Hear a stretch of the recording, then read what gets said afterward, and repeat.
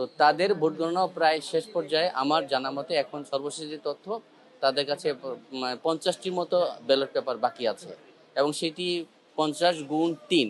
এই জন্য বলছি যে 3টি করে ব্যালট পেপার।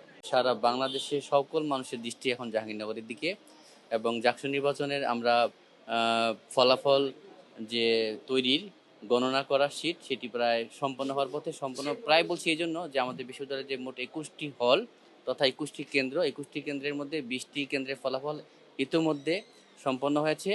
একটি কেন্দ্র অর্থাৎ বিশ্বকবি রবীন্দ্রনাথ ঠাকুর হলের যে ভোট গণনা, সেটি আজকে সকালে শুরু হয়।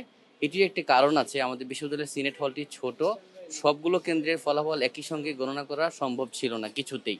তো এই কারণে এই এই হলটি আজকে সকালে জায়গা পেয়েছে তাদের ভোট গণনা করার।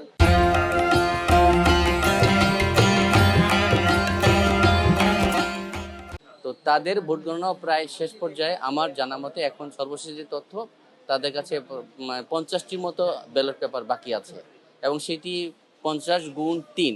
এই জন্য বলছি যে 3টি করে ব্যালট পেপার।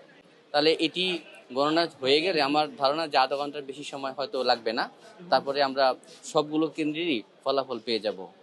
আর আপনারা আরও জানেন যে যেহেতু দেশবাসী সকলেরই আগ্রহ যে এত দেরি কেন, ম্যানুয়াল পদ্ধতিতে ভোট গণনা করা হয়। ম্যানুয়াল পদ্ধতি হচ্ছে প্রতিটা পৃষ্ঠা উল্টাতে হয়, একজন একজন থাকেন, তিনি টালিয়ে দেন।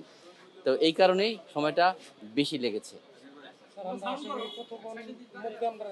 আধা ঘন্টার মধ্যে সবগুলো কেন্দ্রের ফলাফল নির্বাচন কমিশন পেয়ে যাবে।